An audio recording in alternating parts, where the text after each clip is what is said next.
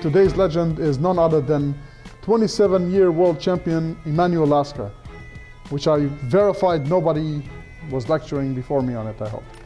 So, of course, you can spend days talking about such a world champion who was really one of the, when you see top 10 lists of what the best world champions are, many times his name sneaks in, even though they're not just world champion, best players ever. And for a reason. Now we'll see him at actually in different roles. And also, of course, you'll notice by the dates that the ages are also, I'm showing you games at different stages of his life. Like you see, the comment here that actually I left it, which is very worthwhile to read, it says that no story about Lasker's chess career is complete without the following famous game. This was written by Garry Kasparov, who's annotated the game through ChessBase. And maybe the game was not perfect, and the computers nowadays will find some flaws in it, and you have to really analyze it very carefully. The point is not just to concentrate on the game, but just to see it as kind of a symphony. Just enjoy the game as itself. We can go over some variations, but we don't need to go over great detail. That's not the point.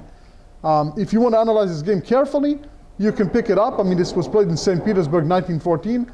Every database has it, even online. If you just put the names and the year, you will immediately get the game analyzed by the best players. So the point is to just see a strategical masterpiece. Lest we forget, the player with the black pieces is Jose Raul Capablanca, an ex-world champion as well, who is famous for his amazing endgame play. And here he gets outplayed in a middle game towards the end game. So I'll show you 3 games. That's the first of them. So without further ado, we are going into Ruy Lopez, A6, takes, and Kasparov gives an exclamation mark in parentheses to this move. Not because this move is objectively stronger than, let's say, bishop A4, but because against someone like Capablanca, it was a pedagogically correct decision to go into a slightly inferior endings that is gonna make him suffer and feel a little uncomfortable. Because basically he is reversing the roles. He's playing the kind of game that his opponent wishes that he could have had white in. And we will see this also in the second game, but with a different characteristic. So, pawn takes. Again, those of you who are not very familiar with the opening and wondering why black is taking away from the center, well, the point is that developing the queen and developing the bishop outweighs the pawn structure in this position. So, d4, Lasker's specialty.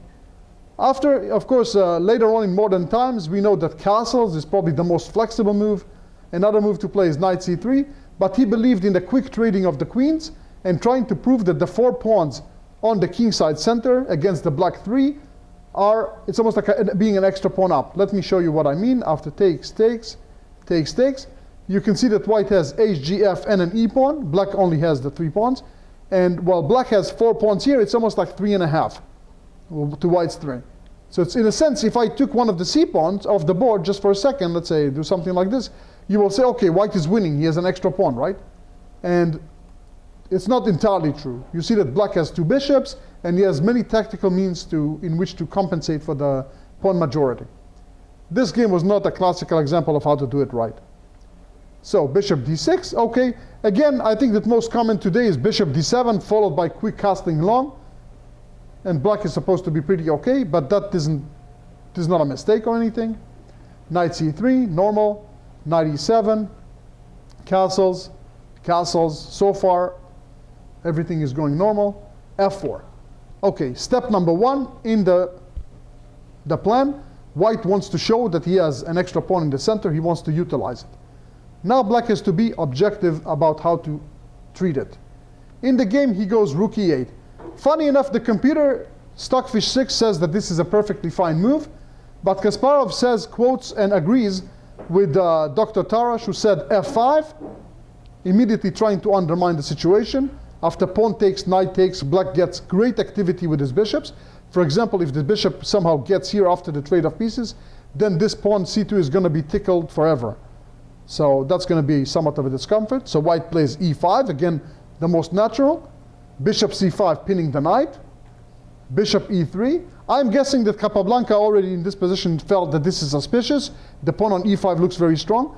But now the counterintuitive continuation of taking with the idea bishop c5, b6 stopping it, and now all of a sudden black is very much in the game. Each side has a bishop, the bishops of his opposite color, And black is going to play something like c5, bishop b7. Okay, and again, you put it in the computer is quite convinced that black is doing okay. So, going back, after this, he played rook e8, again in itself not a blunder. Knight to b3, again in anticipation that if he played something like, let's say, e5, bishop c5, just pins the knight. So he moves it out of the way. Again, the knight is more flexible this way. And he played f6 to stop e5. Now white played a very, very good move. Again, I don't think it necessarily gives him a huge advantage, but I think that it's fundamentally a hard move to make. I have to tell you, the first time I saw this game, when I saw the move, I thought I'm going to quit chess. Because when you see this move, you think to yourself, everything I ever learned about chess, about the traditional way of how to play chess for squares, all of a sudden it's gone. So watch, f5. And every book, every commentator gives it an exclamation mark. Well, again, justifiably, because you cannot push e5, forget about that dream. Therefore, you have to work around it, and at first you say, wait a minute, what am I missing here? This e5 square, isn't this mine forever? No, the answer is no. It's not so easy to do it. If there was, let's say, a black knight on c6 right now, different ball game. But the way it is right now, as it is different. So, now in this position, b6 was played. Again, a comment was made about black very understandably wanting to put the bishop on the long diagonal. Very, very logical. The alternative would have been to play bishop d7, and after this to play here. And the bishop might end up being even on c8. And I know it's not the most natural and patient, but it's a very patient way to play. That's the kind of thing that Capablanca cannot do. I mean, it's very hard to play when he's an activity seeker. So, what is the difference? I will explain. After b6, bishop f4. Again, a very, very good move. Immediately putting the challenge to the bishop. And now Capablanca, who probably foresaw that after f5, bishop f4 will be the natural continuation, continues with his plan and he plays bishop b7. Probably not a good move.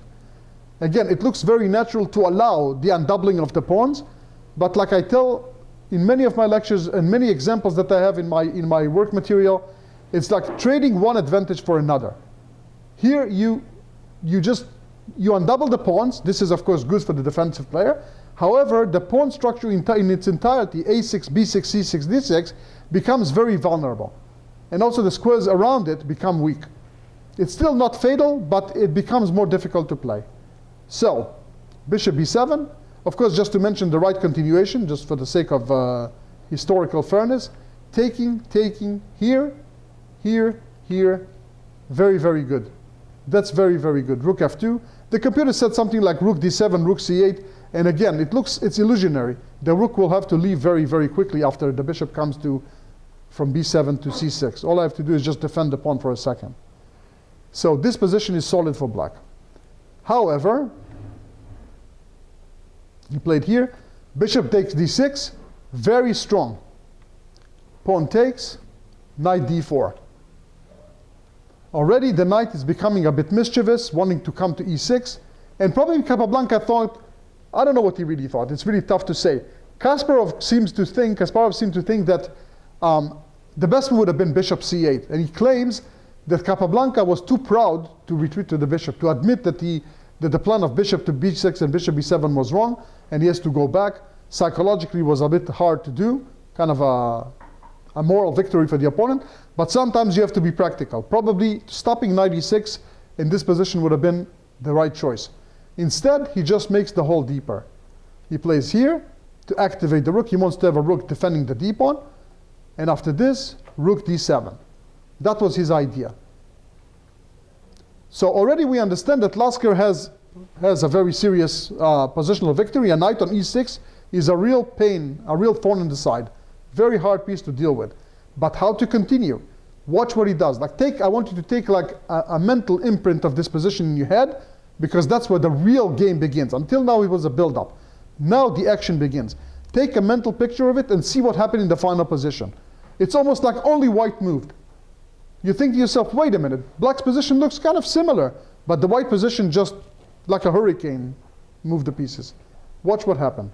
Okay, rook a d1, doesn't need much explaining. Knight to c8, trying to maneuver the pieces. Rook f2, b5. Okay, hard to argue. Black is doing everything normal.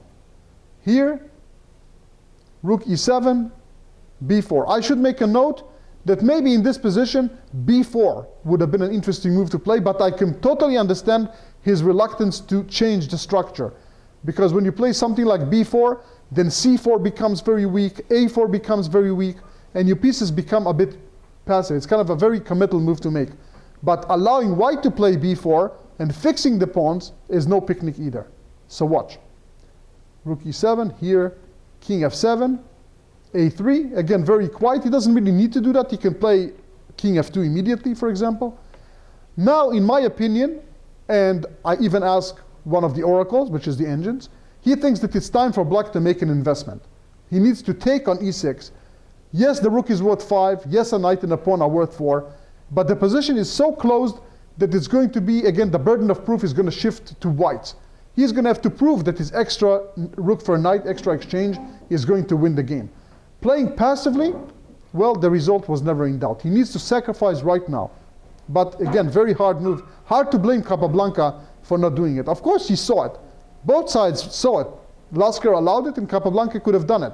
It's a very practical decision. For a computer, cold-blooded computer with no emotions, it's not a big deal. It's just going to sack the exchange and play the best moves. For a human, it's much different. So, he played quietly with bishop a8. Mistake, for sure. Definitely a wrong plan. So, king f2, rook a7. The idea, clearing the 7th rank, maybe he can play a5 at some moment. But again, he has to be very accurate, because remember, when you open up the position for someone who's better developed, you're asking for it. So g4, already the idea is to push the pawn to g5. h6. White could have played h4 now, but again, he's in no rush. Lasker is playing lots of prophylactic moves, lots of preparation. Rook d3, again preparing the rook to go on the 3rd rank. a5, finally, h4. Takes, takes, rook e7. Again, Kasparov said a sad retreat. Understandable. Again, what to do? It's very, very hard to suggest a good move. I mean, the rook alone on the a file is kind of a dead end. White is about to go g5, and the position is about to burst. All the black pieces are so passive. Watch, rook e8, knight c8, bishop a8. You cannot get a good game with just one active piece. So, rook e7, king f3. Again, no rush. The pawn is going to go to g5 at leisure. Rook to g8, king f4, g6. Okay, dying for some activity. Now, of course, white was just about to go g5 with a huge advantage. Every white piece is better than the black pieces. Just a masterpiece. So here, and here the computer says that g5 would have been huge for white. It's understandable, because he's really ready for it.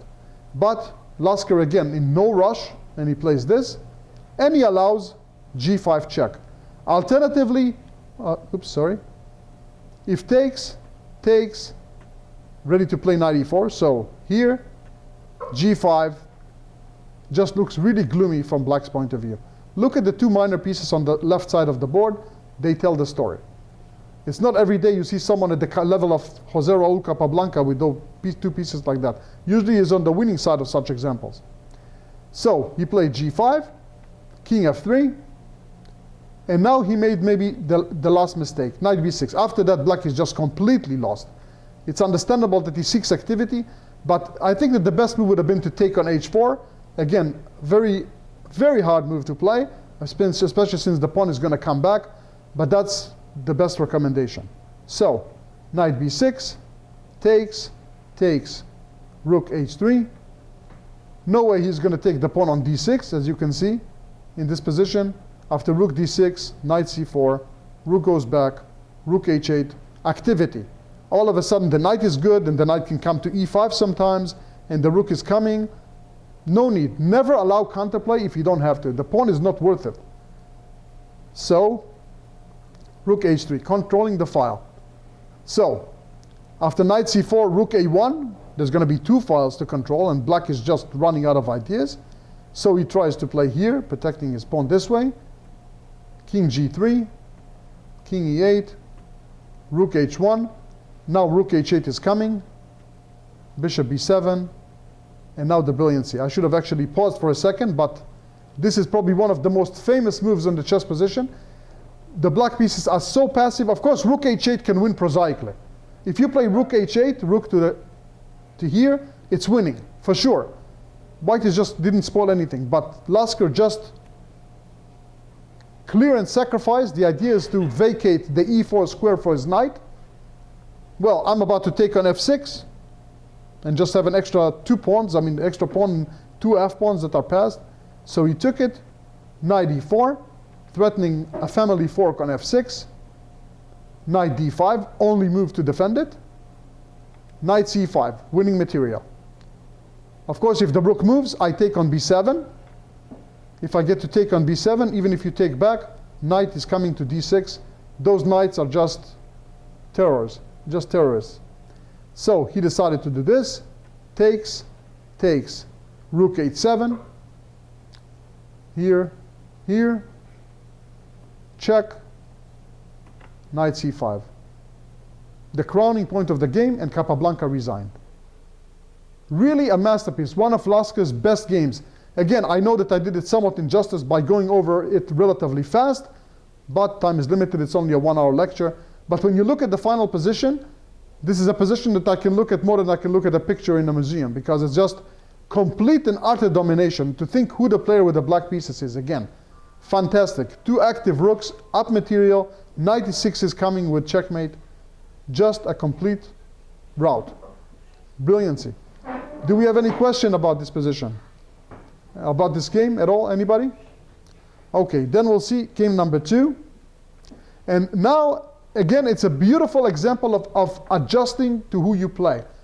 Now he's playing against Frank J. Marshall, and he is known as one of the better American players of the era. Okay, this is the beginning of the 20th century. I've mentioned in my previous lecture, I mentioned Marshall, and he was definitely a top grandmaster level player, known as the American Fox, because he was a very tricky tactician. This guy really knew how to play tactical, aggressive chess. Watch what he does, what Lasker, Dr. Lasker, the scientist, how should I say, the planner, look what he does to someone who is a tactician. So, e4, e5, knight f3, knight f6. I know that the Petrov defense has a reputation for being very quiet and drawish, but we know that it's not really true. In many variations, black gets to play stuff like a5, rook a6, the rook swings over, f5 with the knight on e4. There's some aggressive variations, so that's what Marshall has in mind. So, okay, takes, d6, knight back, knight takes. So far, very, very normal. And everybody knows nowadays that d4 is one of the main lines, knight c3, gaining popularity. But watch what Lasker does. Objectively, it may not be the most alarming move, most venomous move, but remembering who the opponent is, look what he does. Queen e2. I will bet you anything that already in this position, Marshall lost the smile on his face. He already knows that he's going into an ending. The queens are about to go off the board.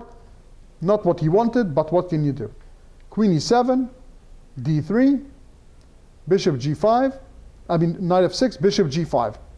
Okay, now Marshall had to make a decision, a real tough decision. Is he going to bite the bullet and play queen takes e2 right into this ending with no life for black? Only white can gain anything. It's just a completely even ending. Or is he going to try to play for more? But when you play for more, the risk exists. Now, I can tell you that this is move number 7, and he avoids the trades of queens. And I can bet you that in 15 moves, he curses himself, swears at himself, why didn't I trade queens? So watch. Bishop e6. Okay. Knight c3, knight d7, so far normal. Castles long, the natural plan. h6, good move. g5, knight h5. So already we are looking at a position that is completely asymmetrical and very, very exciting. Of course, black is about to gain the 2 bishops. He's going to take the bishop on g3 at leisure. But the position is not without dangers. d4. Knight takes g3. Okay, I can tell you that rushing to take the bishop is not necessarily the best decision. That bishop, as far as I can see, wasn't going anywhere. There are several reasons not to rush, because when you take, and I take with the h-pawn, the h-file opens, there's a pin against this rook, and the black queen is kind of tied down to defend against this pawn. So no immediate rush. Not a big mistake to take, but no rush. But he took, and now he played the move g4. Again, very typical to style. He cannot stand this passive position. There's not much happening. It's almost like a boring game right now, right? You're wondering, Aviv, why did you choose this game? Believe me, you'll be compensated shortly. The game is going to get very exciting. But this is what he's doing. He's basically kind of reeling him into the trap, into the kind of position that only white can benefit. So here, okay? And now he makes an inaccuracy, d5. I don't like this move at all. I think that if he would have played knight b6, then maybe I never would have shown you this game, because that game would just somehow get lost in the anthology of games that were played among, between good players. But he plays d5. And now, like Kasparov himself says, he's one move away from happiness. Actually, I think I analyzed it, sorry. I said that. So black is one move away from happiness. If he just gets to castle without consequences, life is going to be good. Instead, Lasker starts now with a fantastic plan. And I know that Marshall was planned for it. He planned for it. He saw the next move. But he completely misevaluated the continuation that happened in the game. So let's see if anybody has an idea. If you've seen the game, please don't say it, because that's unfair. But if you haven't seen it, let's see if you can think, what is White's plan here? And those who watch the game at home, you should really pause the video and look for yourself, because it's nice. I have to tell you that when I give seminars or lectures to masters, we usually start from this position, and I'm asking them, okay, come up with a plan here. What would you play if you were white? And I can tell you that some of the most common moves that I hear are like king b1, moving the king away from, that's a normal move in the queenside castling, but it's not very urgent. Another move that many people say is play like queen d2 or queen e3, so the bishop from f1 can get out of jail. Can't disagree with that either. Some people suggest the tricky rook e1 with the intention of sometimes maybe threaten knight f5. All this is very nice. But Lasker chose a really neat plan. At first, this move looks really awesome. Then black has an automatic forced response. And then queen b5. Queen b5, very good. Excellent move. The queen is attacking both the b7 pawn and the d5 pawn. At first you think, wait a minute, with the knight on d7 being pinned, how does black even defend his pawn? This just looked like white is just winning a pawn and game over. But instantly Marshall castled. And then you say to yourself, wait a minute, I'm seeing a pawn on d5. And yeah, I mean, I see that there are all kinds of forks, but the knight is attacking the queen with a tempo. Check. And after knight takes d5, let's examine it.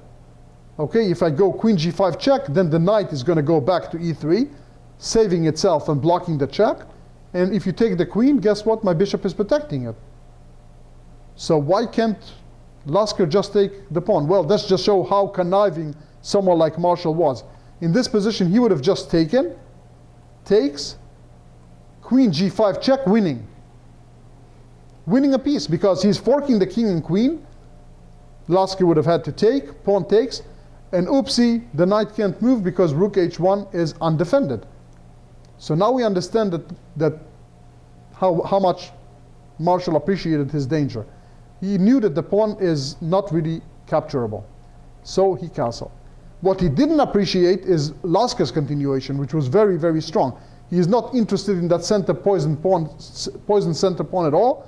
And he continues appreciating that with minimal forces, he is going to conduct a tremendous attack. Queen a5.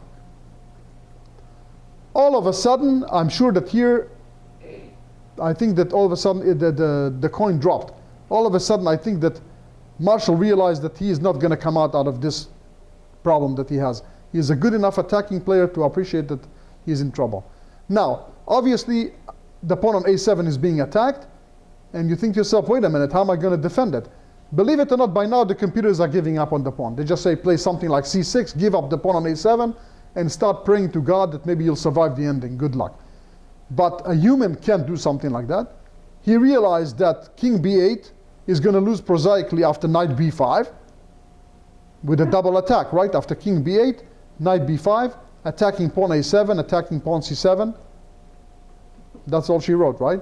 So he decided to play a6. And he thought, okay, I mean, white doesn't really have a lot of firepower if you look at it. Right now, you know, the rook is back home, the bishop is home, the rook is here, the knight is vacationing somewhere on the other hemisphere, right? But Lasker already prepared for this, and he doesn't need a second invitation. And he does to Marshall what Marshall usually does to his opponents. Bam. Bishop a6. Ask and you shall receive. And again, the computers are saying, okay, you lost the pawn, go king b8, survival mode, damage control. But the human, again, can't do it. Having said A, he has to say B. And he took the bishop. Check. King b8 only move. Knight b5. Okay, so far it doesn't need special introduction. The threatening queen a7 and queen c7 checkmate. And he played knight b6. Now the queen is controlling c7.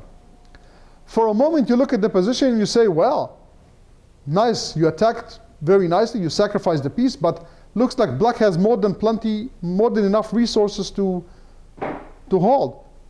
But not true. But the question is, you have to find just one little move, and he finds it. Rook to d3. Now black is lost. There's no defense against ideas like a4, rook b3, and black is just too tied down to defend against the c7 attack. Notice that every time the threat will be check and mate. And if you play something like bishop c8, then it's just mate. So he is stuck. He played queen g5 check. In the case of knight c4, Lasker prepared a beautiful continuation, probably not the only one to win, but one of them is very nice. Rook b3. Looks like a mistake because of what the analysis say, but it's winning. Check. Okay, the analysis mentioned that even f4 opening more lines is possible. I'm not going to go too deep into this game, otherwise I'll never show you the other one. King b1. Check. Check. With the c pawn, opening the c file. Bishop d6, trying to protect the mate on c7. Remember I mentioned, again, every move is check and mate. Now white plays check. Knight takes d6. And everything is losing now. Okay, again, the analysis are very deep. I can't afford to show you everything. You can see this game again in the database. Here, here, and takes. Totally winning. So I'm sure that both players saw that. This is not that hard to see, actually, for someone at the level of world champions. And he decided to play queen g5 check, king b1, bishop d6 at once. Not interested in the rook when the other one is coming into the game. So, rook b3, rook e8, again hoping to survive somehow, a4. Game over. No defense against a5. So he played bishop f5, knight a7, threatening knight c6 checkmate. He defended against it, and now a5. Just a brilliant attacking game by Lasker. If you think, in the beginning, who would have thought that there's going to be an attack against a castle king? Just hard to believe. Queen d2, takes, rook check, king a2, just ignoring everything, c6, knight b5, resigned. After this, queen a7, king c8, b7, and just mate next move. So again, a brilliant game by Lasker. Really, really impressive how he made that plan. Queen b5, queen a5. Okay, as a last game for today, I'm going to show you a game that probably is quite famous. Maybe some of you already know it. And it's Lasker against Hermann Bauer. Very, very famous game. Famous for initiating what later became the template, I should say, to a very famous double bishop sacrifice. But the game itself is really nice. I have to tell you that here Lasker is very young. When you see, if you remember the previous games, you saw 1914, or now you see a game from 1889, and he was, if my memory serves me right, he was 21 years old at the time. So a very young Lasker is playing this game well before he becomes a monster. But still he shows that he knows how to play chess. Very inventive. First of all, already the signal of a young person, f4. How many times have you seen Lasker play f4? Not many times. d5, a good principled reply. And I kind of like this reply because The ideal setup is what white gets in the game. F4, knight f3, and b3. And I like this setup because now, although Bauer didn't do that, okay, e3. If you play, for example, knight f3, then g6 can be played before white gets to push his pawn to b3. And if you play b3 now, then the move bishop g4 is very annoying, aiming to take the knight whenever it comes to f3. So just a little point about the opening. So e3, knight f6, here, here. I don't like this move so much. I don't see any reason why not to play the bishop out before you bury it. Why not bishop f5, for example? Looks like a very normal move. But again, the opening was very strange. e6, bishop b2, bishop to e7, bishop to d3. Again, a very unusual way to develop the pieces. You don't often see that. A bishop in front of the d-pawn and the bishop and the pawn on b2. But it's understandable. He didn't want to play d4 because then bishop b2 will just look at the center forever. We're just looking like biting on granite, just looking at the pawn. That's not good. e5 is already well supported. He doesn't need a d4 pawn to support it further. So, b6, normal. Knight f3. And here he played bishop b7. Okay, not a terrible move, but I think that if I'm black and I'm seeing two bishops kind of x-raying towards my intended position for my king, then I'm playing something like bishop a6. Step one, let's get rid of this bishop, trade bishops. That's going to reduce my getting mated chances by a large margin. So bishop b7, but it's not a mistake because he could still save it later, you'll see. Knight c3, knight d7, castles, castles. Very normal. Now, knight e2. He is starting to shift pieces towards the king side, but in intention of an attack. So he plays knight e2. I don't really like this move. I think that this plan could have backfired had black played correctly. So after this, he played here. Now, what do you think black should play here? Like, what would you, I want to hear non-grandmasters commenting on this game. And I bet that one of you will come up probably with a proper plan here. What move do you think black should play? Like when I saw the game, and I saw c5, and then the game continued, I thought to myself, why didn't black do something obvious here? Then you put it in the computer almost immediately concurs. It just, you don't need an engine to play this move. I wonder what Lasker would have done had he faced it. What do you guys think? Knight c5. Knight e4 is not bad either, by the way. To put a knight on e4 is a very legitimate try, because if you put the bishop in front of the pawn and the f pawn already moved, then good luck getting rid of my knight on e4. So also a good move. But knight c5 to me, knight c5 and just taking this bishop, I don't know what Lasker would have planned. I'm assuming that he would just try to mobilize his center maybe, but okay, I think he will take a very strong person to prevent me from playing this move on the board and take my arm away. So he played c5, which is also seemed natural, but not as good. Knight g3. There's an amassment of pieces towards the black king. We can see that he wants to, but black is still safe. Queen c7. Okay, no problem with that. Knight e5. The action begins. This has to be a normal move. Now I didn't like black's decision again. I think that in this position, I would have played either here or very shortly just g6, but probably here is I think it's almost the last chance I have, because he took on e5, that was not good. So like right now, to play a move like g6, and I will bet you that white is not mating black.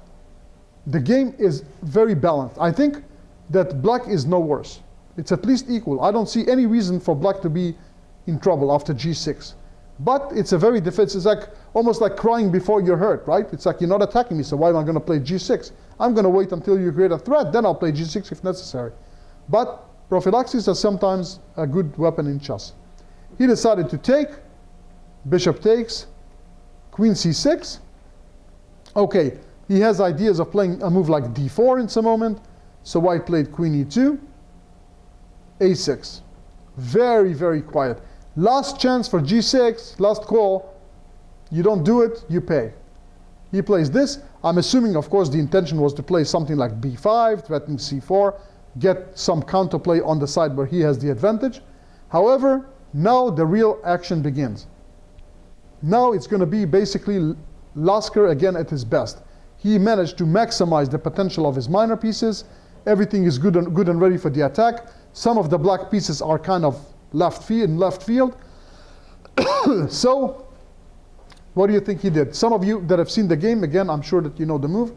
But intuitively, what do you think? What should you play here? What's that? If he takes the knight, bishop takes, and I'm threatening rook a1. Yes?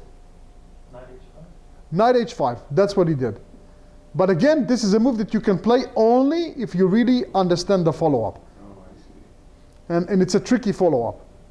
But of course, there's a very strong, the only defenders on the knight are on the king are the knight and the bishop who's supporting him.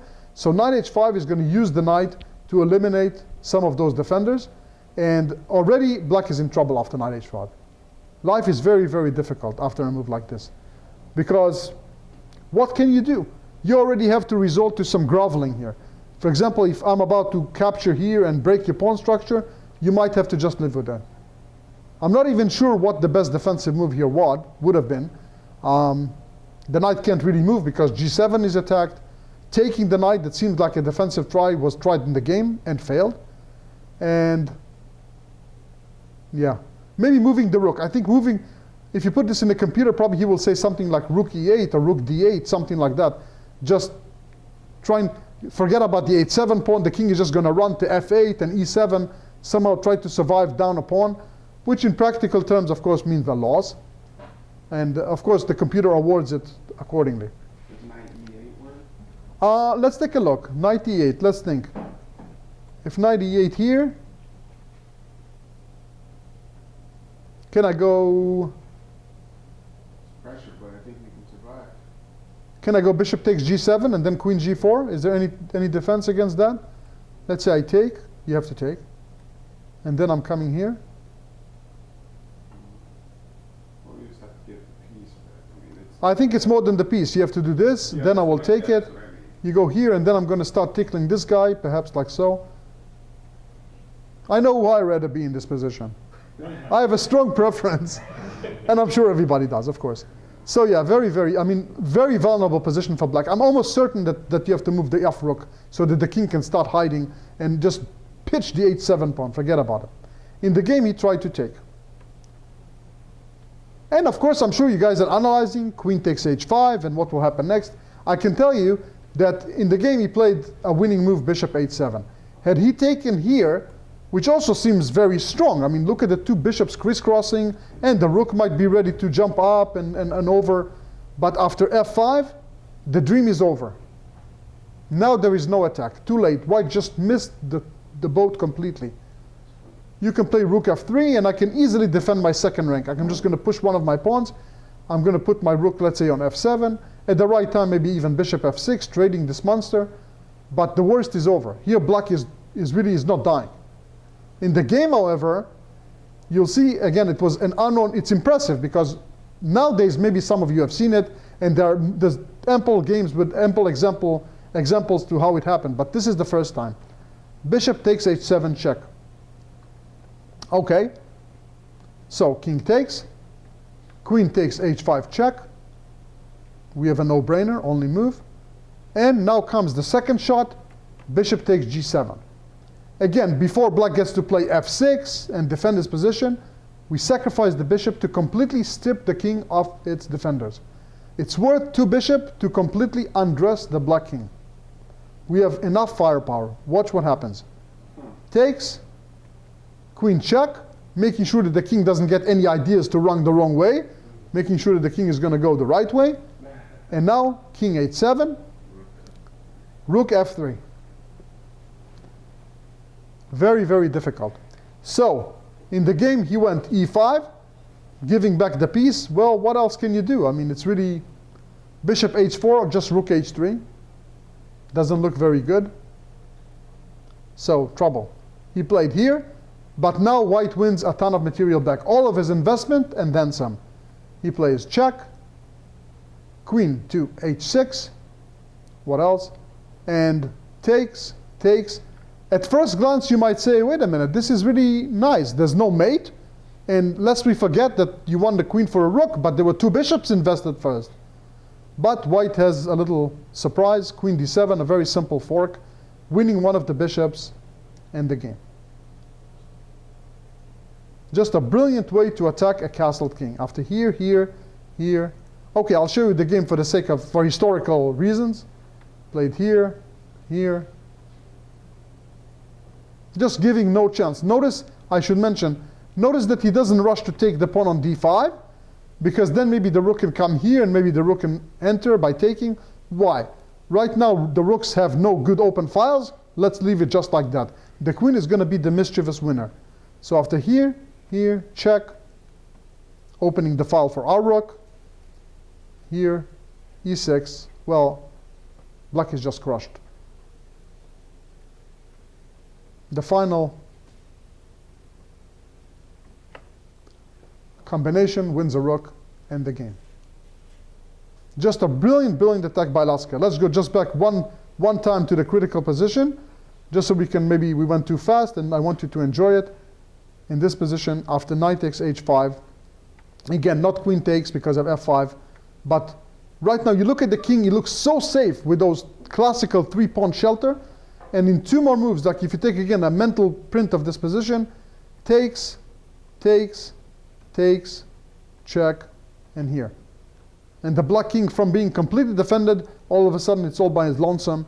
Black must give a ton of material back, and he is lost. Okay guys, thank you very much for listening to the lecture. Hope you learned something and appreciated our former world champion. See you next time. Thank you.